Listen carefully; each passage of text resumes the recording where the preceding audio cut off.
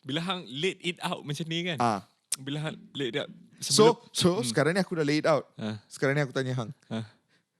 Bagi pendapat hang, siapa favourite untuk menang Premier League this season? Jadi macam ni sebelum aku jawab benda tu, aku nak cakap. Jadi bila hang let it out like that aku fikir untuk orang-orang macam kita ni, awal 30-an macam ni kan, kalau tak minat bola, rugi besar Kishan.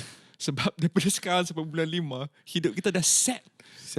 Entertainment, bukan hidup, entertainment untuk kita dah cukup dengan jumlah fixture yang ada tadi ni. That is why this is one of the best leagues in the world lah, aku rasa. Berbalik pada soalan hang, siapa yang akan menjuarai? Aku fikir daripada banyak perspektif. Daripada perspektif City, untuk mereka benar-benar menjuarai, apa motivasi terbesar mereka menjuarai? Kerana mereka dah 3 kali berturut-turut. Dan selepas itu pula, musim lepas tambah dengan treble lagi. Jadi dah berada di kemuncak. Everything else is downhill. Macam itulah logik dan lebih kurangan. Jadi motivasi terbesar mereka, selain daripada mencipta sejarah sebagai pasukan pertama dalam sejarah menjuarai Premier League 4 kali berturut-turut, mereka juga nak menghadiahkan Premier League tersebut kepada pemain-pemain baru. Matheus Nunes yang cedera, Josko Vardiol contoh dia, Oscar Bob. Oscar Bob ke Isaac Bob? Oscar Bob yang baru diintegrate dalam first team pada musim ini. Semuanya nak merasai Premier League. Jadi mereka berada dalam tangga yang confidence dengan experience mereka sendiri untuk get it over the line. Tapi ada 2 pasukan yang mengapit Manchester City ni, Liverpool dan Arsenal, akan bertemu dengan mereka. Jadi untuk Arsenal dan Liverpool pula, untuk mereka, pada pendapat aku, mereka berada dalam, boleh dikatakan, swashbuckling performance sekarang ni. Mungkin not too swashbuckling for Liverpool, sebab mereka perlukan injury crisis and mereka perlukan even injury time winner daripada Darwin Núñez untuk menang minggu lalu. Tapi aku rasa mereka berada dalam tahap yang terbaik untuk menewaskan pasukan-pasukan yang bukan berada di top 3 ni. Yang lain-lain ni. As a matter of fact, aku yakin Arsenal boleh menang away dekat Spurs if they keep it going. Keep it going, keeping on. Kan? Jadi kalau aku rasa mereka tak ada pilihan lain selain menewaskan Manchester City ketika menentang Manchester City. Arsenal di Etihad, Liverpool di Anfield.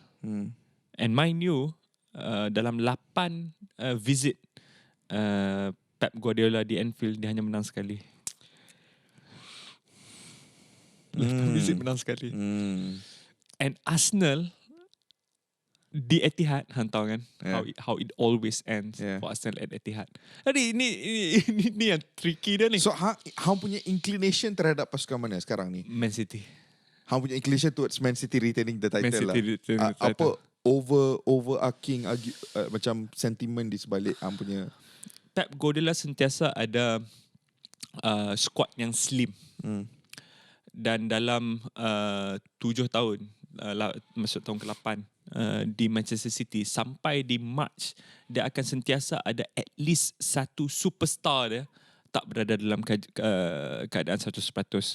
Musim lalu aku tak ingat siapa, tetapi setiap musim akan ada satu biggest contributors, one of the biggest contributors dalam team dia yang tak cergas. Tapi sekarang semua cergas. Yang biggest contributors, kita tahu pagi tadi ada kecederaan Matheus Nunes aku rasa. Tapi itu pun Matheus Nunes bukanlah membarisi kesebelasan utama dalam liga kan. Selalunya dia selalu feature di pertandingan-pertandingan lain. Pep Guardiola hampir tak ada injury crisis. Liverpool ada injury crisis. Dan kita tak tahu bila injury crisis ni akan berakhir untuk mereka juga. Arsenal tak ada injury crisis, tapi mereka ada the least experience of the 3. Kan? Untuk get it over the line. Ingat hari raya tahun 2023, perlawanan Arsenal lawan Southampton. Before that, kita pun ingat sama dengan Arsenal pada hari ni. Maksud aku adalah kalau bencana tu nak mai, dia takkan bagi warning. Kan dia boleh terjadi macam tu. Jadi tu sebab dia aku lagi incline towards Man City. Man City. Kalau hang pula tu macam mana? Pada pendapat anda. Benda yang aku sangat suka pasal title race ni, aku sangat excited adalah kerana it can go anyway. It can go absolutely anyway. Hang ada very strong arguments to make about every team potentially jadi juara. A part of me ada rasa macam Arsenal are in the best position possible tahun ni. Dengan form mereka, dengan consistency mereka, dengan a sense of belief yang akan datang daripada apa yang mereka tak dapat buat season lepas. Tapi Faiz, aku rasa there is something really really special happening at Anfield. Aku rasa di kalangan penyokong ada satu recognition yang mereka tak tahu what will happen next season onwards. Sebab sekarang ni Liverpool sporting director baru tak ada lagi. Tak tahu lagi siapa yang akan jadi ganti Klopp, and replacing Klopp will not be an easy task. So masih belum tahu apa direction club, whether success yang ada pada yang sedang mereka rasa pada ketika ini boleh mereka rasa in the future ke tak. Aku ada member seorang yang baru-baru ni dia pergi UK. Dia tengok 3 game Liverpool berturut-turut.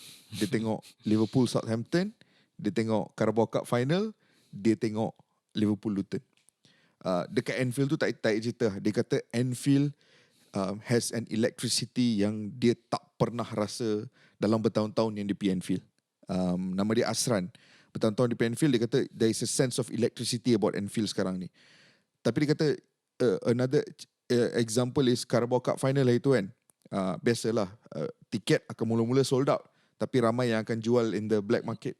Tiket untuk nak beli Chelsea punya tiket, second hand daripada someone kan, harga dia mungkin 2 kali ganda daripada harga asal. Chelsea punya hampir 7 ke 8 kali ganda. Liverpool punya hampir 7 ke 8 kali ganda. Disebabkan every perlawanan dilihat sebagai final. Ini adalah mungkin memori terakhir yang akan aku ada bersama Klopp. Ini mungkin final terakhir yang aku akan ada bersama Klopp. That sort of overwhelming emotion tu dah jadi take over everyone dekat Anfield dan juga barisan pemain mereka.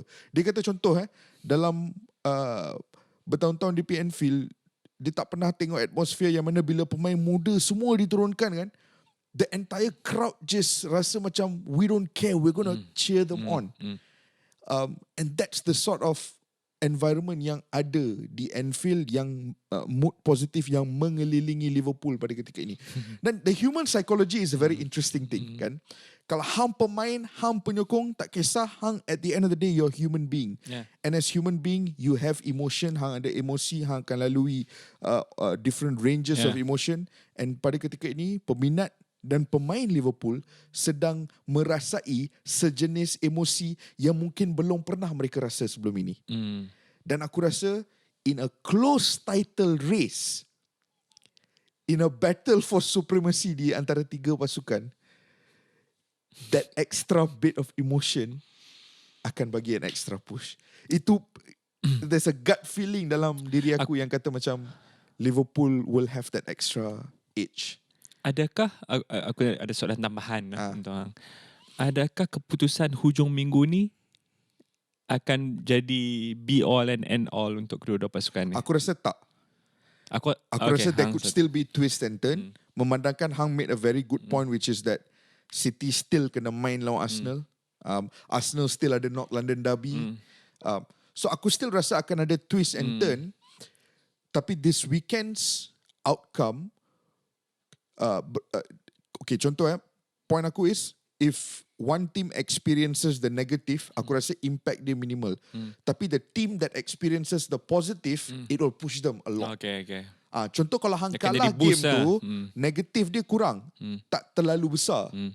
Tapi if you win that game, especially kalau Liverpool win this weekend's game dengan segala masalah kecederaan yang mereka ada, dengan penggunaan pemain-pemain backup dan muda, kalau mereka dapat kemenangan dalam perlawanan itu, and bear in mind, macam hang pointed out, rightfully it's at Anfield, right? Tapi kawan hang yang pernah pergi Anfield kan, membuatkan aku tanya, aku nak belagak sikit daripada kawan-kawan Liverpool aku yang masih belum tercapai hajat nak menjejakkan kaki Oh, kat dah nak Anfield. cerita hampir Anfield lah ni. Sedangkan saya yang bukan penyokong pun pernah tengok Klopp di Anfield, minta maaf. Itu je saya nak cakap. Jangan Tak nak mengganjing. bergurau. Jangan mengganjing.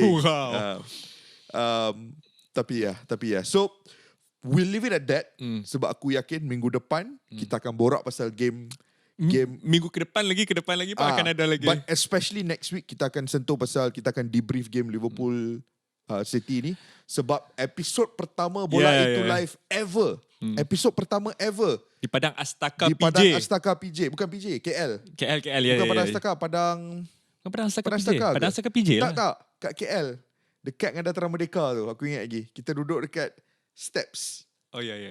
The first ever episode of Bola Itu Live direkod di situ, kita borak pasal Liverpool City. Okay.